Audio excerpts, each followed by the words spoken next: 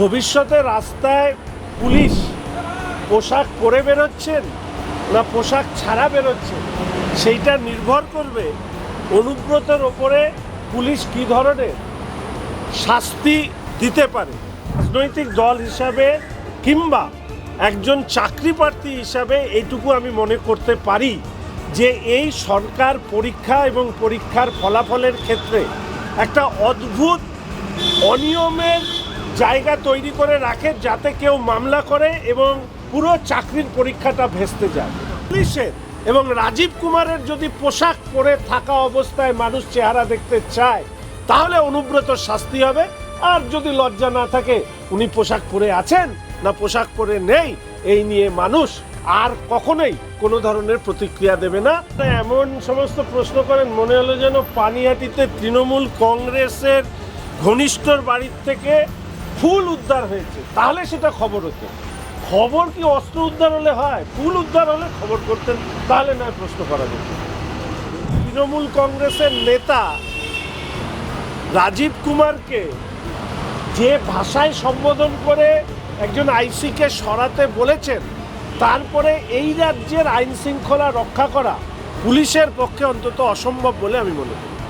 সরকারও হয়তো এমন মামলা করতে পারেন যে 2016 থেকে এতদিন যা আপনাদেরকে মাইনে টাইনে দিয়েছি, এইবার আপনারা যে সুদ করেছেন তার একটা লভ্যাংশ আমাদেরকে দিন, টাকা ফেরত দেওয়ার পাশাপাশি। তৃণমূল কংগ্রেসের রাজ্য সরকার একটা হিন্দু বিরোধী মনোভাব নিয়ে চলে, আর এই হিন্দু বিরোধী মনোভাবের ক্ষেত্রেই কখনো অতি সক্রিয়তা কখনো নিঃস্ব, এই দুটো দেখা যায়। অনুব্রত মণ্ডলের যে ঘটনা ঘটলো তারপরে শাসক দলের বিভিন্ন নেতারা বিভিন্ন রকম মন্তব্য করছেন। কিছুক্ষণ আগে বিধানসভায় প্রাক্তন বিচারপতি তথা সুজাপুরের বিধায়ক বললেন যে গোটা ঘটনাটা অনভিপ্রেত। হুমায়ুন কবির একবার বলছেন,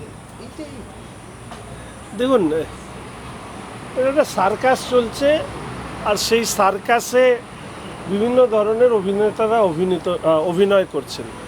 আমি শুধু অনুব্রত বাবু তার মন্তব্যের পরিপ্রেক্ষিতে একটি কথা বলবো, ভবিষ্যতে রাস্তায় পুলিশ পোশাক পরে বেরোচ্ছেন না পোশাক ছাড়া বেরোচ্ছেন সেইটা নির্ভর করবে অনুব্রতের ওপরে পুলিশ কী ধরনের শাস্তি দিতে পারে।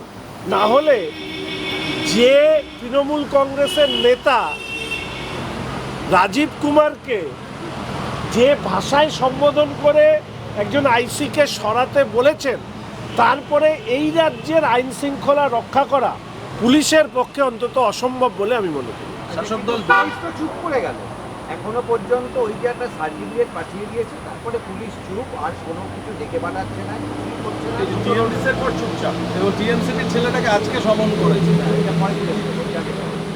তো এই পুলিশ চুপ এই কারণে পুলিশের পোশাক তৃণমূলের দপ্তরে জমা রেখে এসছে, পুলিশ এখন সেই অর্থে পোশাকহীন অবস্থায় ঘুরে বেড়াচ্ছে, তাই রাজ্যে অপরাধীদের দাপাদাপি বাড়ছে। এটা তো আর বলার অপেক্ষা রাখে না। তৃণমূল ছেলেটাকে ডেকেছে, ওই ছেলেটাকে সমন করা হয়েছে। ওই আমাদের একটা প্রবাদ বাক্য আছে না, একে মেরে ওকে শিক্ষা দাও, তাহলে ওই চুনোপুটিকে ধরে ওকে একটা বার্তা দাও। তবে এই সমস্ত বার্তায় আর কাজ নেই। আবার বলছি, অনুব্রতর মতন একজন তৃণমূল কংগ্রেসের প্রভাবশালী মুখ্যমন্ত্রীর স্নেহভাজন ঘনিষ্ঠ নেতার পুলিশ সম্পর্কে মন্তব্য পুলিশের পোশাক নিয়ে মানুষের মনের মধ্যে প্রশ্ন তুলে দিয়েছে। পুলিশের এবং রাজীব কুমারের যদি পোশাক পরে থাকা অবস্থায় মানুষ চেহারা দেখতে চায় তাহলে অনুব্রত শাস্তি হবে, আর যদি লজ্জা না থাকে উনি পোশাক পরে আছেন না পোশাক পরে নেই এই নিয়ে মানুষ আর কখনোই কোনো ধরনের প্রতিক্রিয়া দেবে না তাকে পুলিশ হিসেবে। হুমায়ুন কবির বলছেন যে আমি পুলিশের নিরাপত্তা পাই এটা ঠিক, কিন্তু আমি পুলিশের দয়ায় জিতি না। তাহলে তৃণমূলের বাকিরা কি পুলিশের দয়ায় জিতে? দেখুন, হুমায়ুন কবিরের মন্তব্য ধারাবাহিকভাবে তিনি কিছু সাজিয়ে রেখেছেন, তিনি মাঝে মাঝে এই মন্তব্যগুলো করেন আমাদের সংবাদ মাধ্যমে বা খবরে ভেসে থাকবার জন্য। এবার তৃণমূল কংগ্রেসের নেতারা কে কার দয়ায় জিতবেন সেটা তারা ঠিক করবেন। তবে আমরা শুধু এইটুকু বলতে পারি, ভারতীয় জনতা পার্টি 2026-এর বিধানসভা নির্বাচনে তৃণমূল কংগ্রেসকে বিসর্জন দেওয়ার জন্য প্রস্তুত হচ্ছে। এসএসসির যে নতুন নোটিফিকেশন করেছিলেন মমতা বন্দ্যোপাধ্যায় কয়েকদিন আগে জানিয়েছিলেন, আর তাকে চ্যালেঞ্জ করে মামলা হয়েছে। দেখুন, একজন ছাত্র, প্রাক্তন ছাত্র হিসাবে শুধু এইটুকু বলতে পারি, আমি যখন পরীক্ষা দিতে বসবো, আমার নাম্বার বিভাজনের ক্ষেত্রে যে নাম্বারগুলো লিখিত পরীক্ষার বাইরে দেওয়া হয় এবং যেখানে দাঁড়িয়ে নাম্বার বাড়ানো কমানোর জায়গা থাকে, সেই জায়গাগুলো যাতে, সেই জায়গায় নাম্বার যাতে কম থাকবে, এটা আমি চাই। এটা আমার ব্যক্তিগতভাবে মনে হয়। লিখিত পরীক্ষার উপরে বেশি গুরুত্ব দেওয়া এবং অন্যান্য ক্ষেত্রে ভাইবা, ওরাল, এই সমস্তর ক্ষেত্রে নাম্বার কম থাকুক, এটুকু আমি চাই। এবং আমি যতটুকু শুনেছি 2016 সালের পরীক্ষায় যেভাবে নম্বর বিভাজন ছিল, এবারের নোটিফিকেশন সেটাকে উল্লঙ্ঘন করা হয়েছে। সুপ্রিম কোর্টের যেটা রায় ছিল সেটা হচ্ছে 2016 সালের যে পরীক্ষা বাতিল করা হয়েছে, যে চাকরি বাতিল করা হয়েছে, অনুরূপ পরীক্ষা নিতে হবে। ফলে যেহেতু নাম্বার ডিস্ট্রিবিউশনের ক্ষেত্রে এই সিদ্ধান্ত বা এই মামলা আমি মনে করি সমর্থনযোগ্য। না, মামলাটা হচ্ছে কিন্তু দাঁড়া এক মিনিট, মামলাটা কিন্তু হয়েছে অন্য কারণে।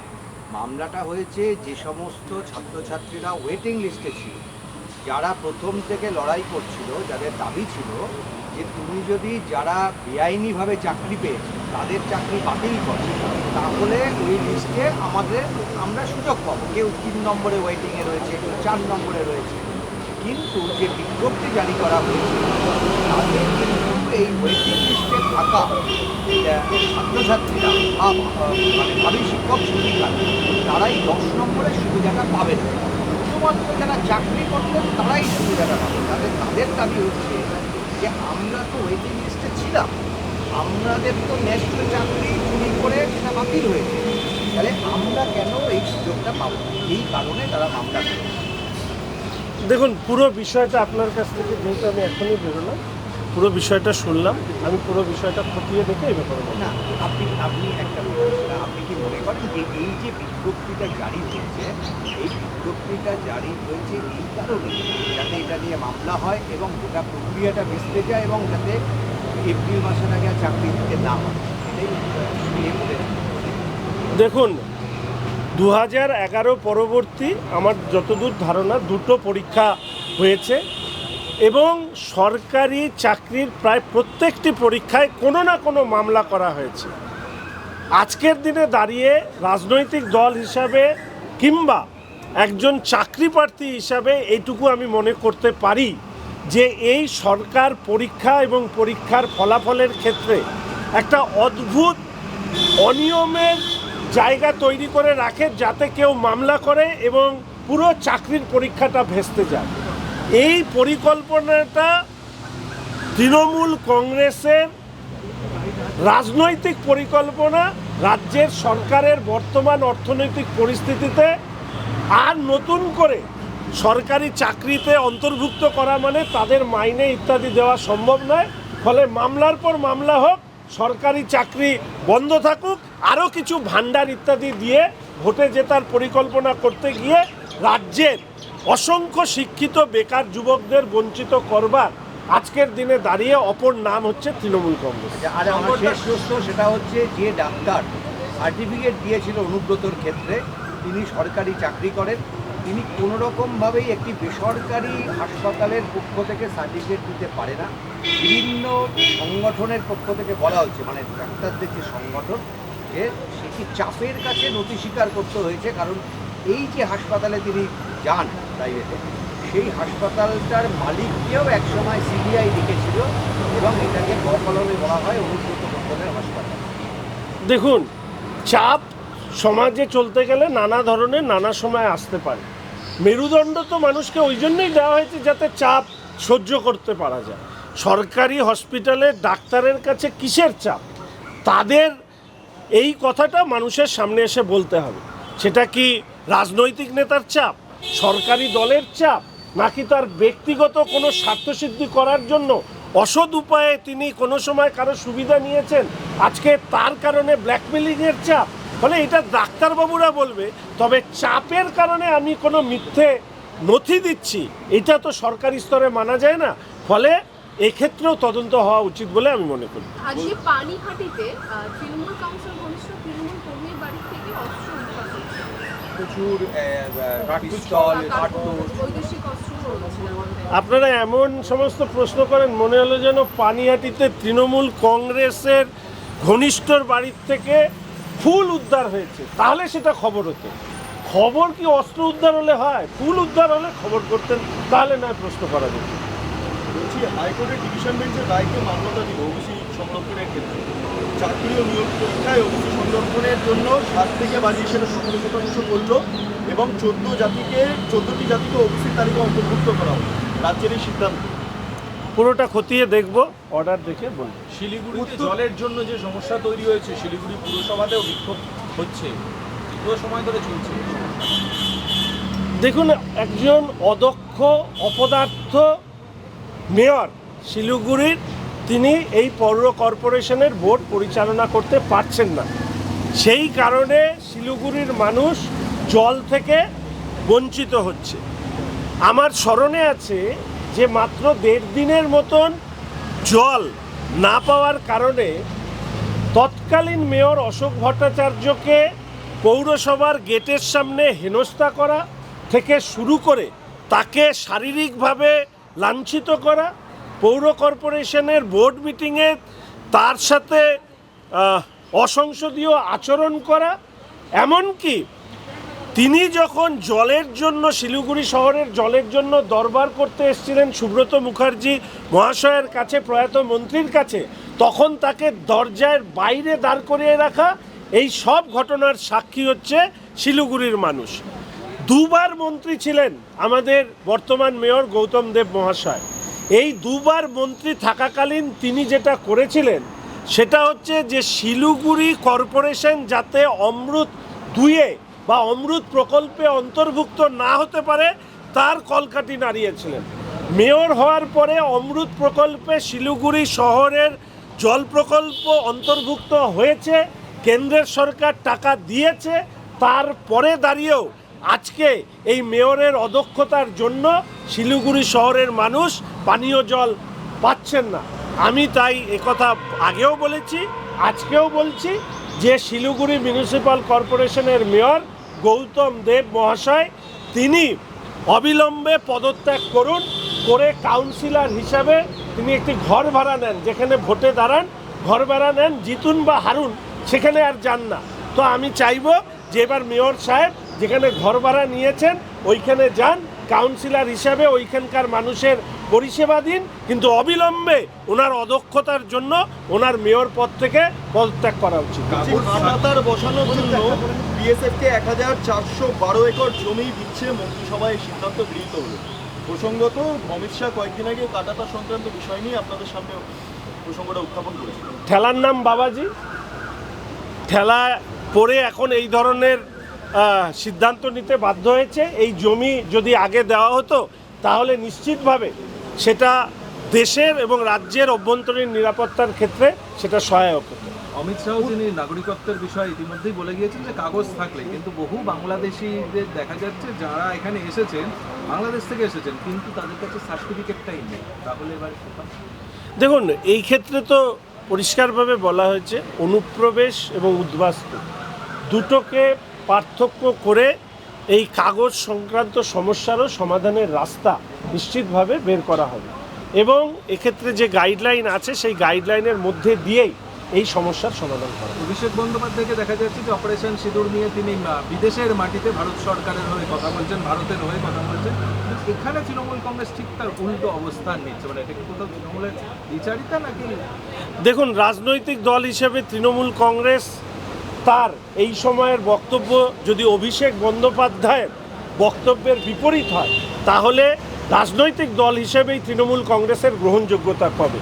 একথা বোঝবার মতন সক্ষমতা তৃণমূল কংগ্রেসের আছে বলে আমি মনে করি। তারপরেও যারা বলছেন তারা আসলে নিজের দলের সর্বভারতীয় সাধারণ সম্পাদকের বক্তব্যকে অস্বীকার করছেন। ফলে এই ধরনের কাণ্ড কারখানা একমাত্র তৃণমূল কংগ্রেসই করতে পারে।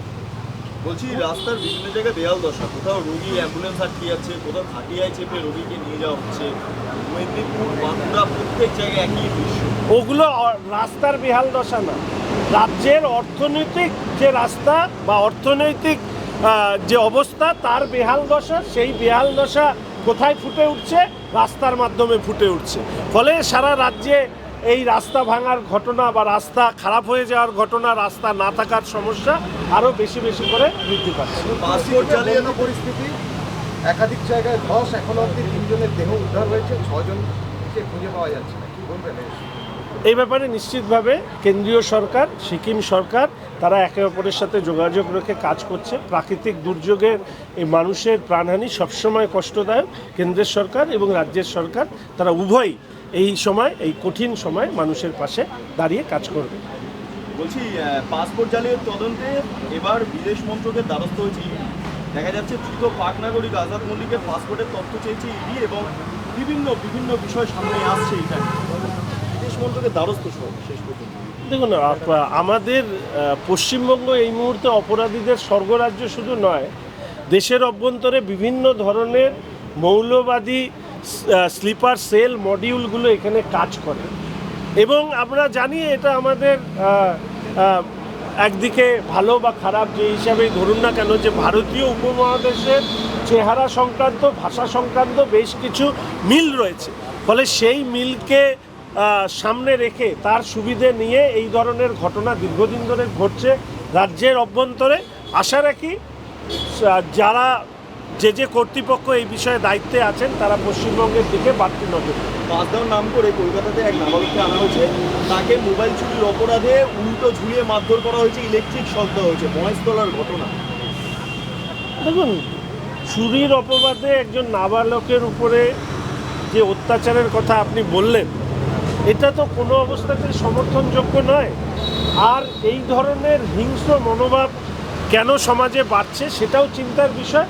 তবে পুরো বিষয়টি শুনে প্রথম যে কথাটা আমি বলবো, একদিকে যেরকম হিংস্রতা প্রশ্রয় পাচ্ছে, দুই, কিছু ঘটনা ঘটলেই এইভাবে আক্রোশ বেরিয়ে আসা, এটা সমাজের অভ্যন্তরে যে অস্থিরতা, সেই অস্থিরতার কারণ হিসেবেই দেখি। আজকে সন্তুষ্টকরণের মামলা ছিল হাইকোর্টে এবং সেখানে পুলিশ কেস ডায়েরি জমা দিতে পারেনি, যার জন্য তার আবেদন, জামিনের আবেদনটাও হয়নি। আগামী 5 তারিখ পর্যন্ত তাকে অপেক্ষা করতে হবে। এর আগে তাকে ধরার ক্ষেত্রে পুলিশের যে তৎপরতা ছিল, এখন পুলিশের তৎপরতা নেই।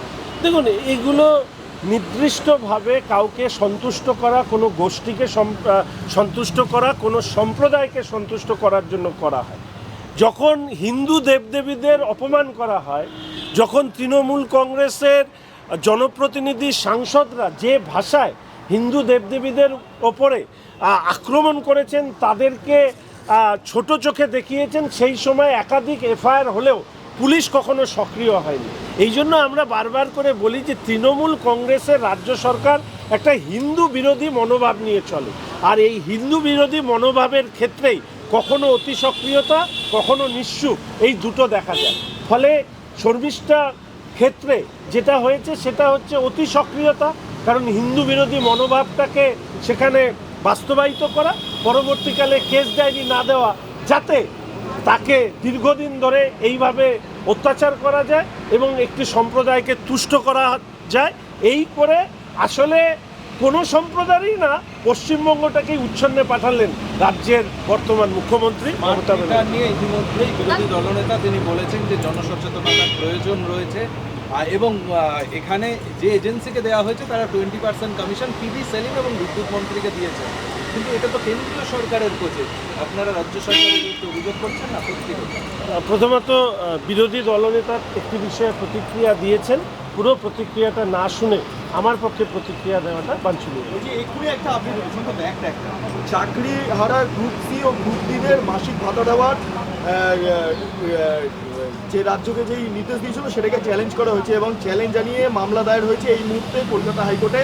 রাজ্য নোটিফিকেশন খারিজ করার আবেদন নিয়ে এই মামলা। সুপ্রিম কোর্টের নির্দেশের পর রাজ্যে এভাবে ভাতা দিতে পারে না উল্লেখ মামলাতে। এই যে এই নেতাজি ইনডোর স্টেডিয়ামে যখন এই চাকরিহারাদের একটা ডেকেছিলেন রাজ্যের মুখ্যমন্ত্রী, এবং সেইখানে উনি বলেছেন আমার ABCD থেকে জেড অবধি প্ল্যান করা আছে। এখন নিশ্চিতভাবে চাকরি হারারা এটা বুঝতে পারছেন এই জেড অবধি যে প্ল্যান ছিল সেই প্ল্যানের মধ্যে আরেকটা বড় প্ল্যান ছিল, আপনারা তো চাকরি ফিরে পাবেনই না, আপনার পরেও যারা চাকরির আশা করছেন তারাও চাকরি পাবেন না। এই রকম প্ল্যান করে কত ধরনের মিথ্যে প্রতিশ্রুতি দেওয়া যায় সেই প্রতিশ্রুতিগুলো উনি দিয়েছেন, এবং দেওয়ার পরে প্রত্যেকটা ক্ষেত্রে, পরীক্ষার নোটিফিকেশনের ক্ষেত্রে সেখানে মামলা হলো, ভাতা দেওয়ার ক্ষেত্রে সেখানে মামলা হলো, এমনকি এরপরে এই সরকারও হয়তো এমন মামলা করতে পারেন যে 2016 থেকে এতদিন যে আপনাদেরকে মাইনে টাইনে দিয়েছি, এইবার আপনারা যে সুদ ভোগ করেছেন তার একটা লভ্যাংশ আমাদেরকে দিন, টাকা ফেরত দেওয়ার পাশাপাশি। ফলে মমতা ব্যানার্জি মুখ্যমন্ত্রী হিসাবে A to Z যে প্ল্যানের কথা ছিল, সেই প্ল্যান কখনোই চাকরি হারাদের পাশে দাঁড়ানোর প্ল্যান ছিল না, বরং চাকরি হারাদেরকে কিভাবে বঞ্চিত করা যায়, তাদেরকে কিভাবে মামলা মোকদ্দমার মাঝখানে দাঁড়িয়ে তাদেরকে আরও নিরাশাজনক অবস্থায় পৌঁছে দেওয়া যায়, তার একটা নিদর্শন হচ্ছে এই পরপর দুটো মামলার মধ্যে দিয়ে ফুটে উঠল। আমি বলছি অভিষেক বন্দ্যোপাধ্যায় দেশ যাওয়ার পর কিন্তু এত ভালো ভালো কথা বলছে, দেশের সামনে একটা সর্ববাস অবস্থানে সর্বনাশ, যেহেতু পৃথিবীতে আছে তাই এত ভালো কথা বলছে, আবার এখানে আসলে অবর সঙ্গে বলবে আবার বাজে বাজে, মানে কি মনে করে? দেখুন,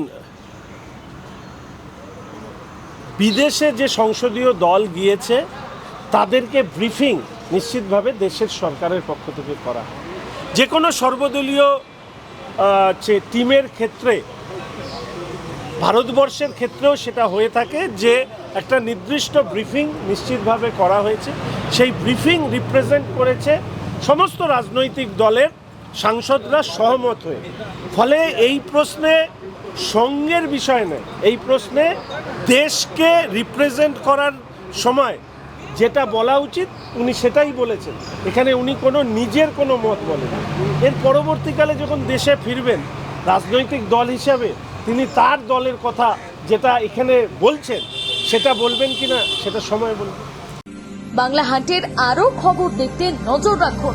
বাংলা খবর মানেই বাংলা হান্ট।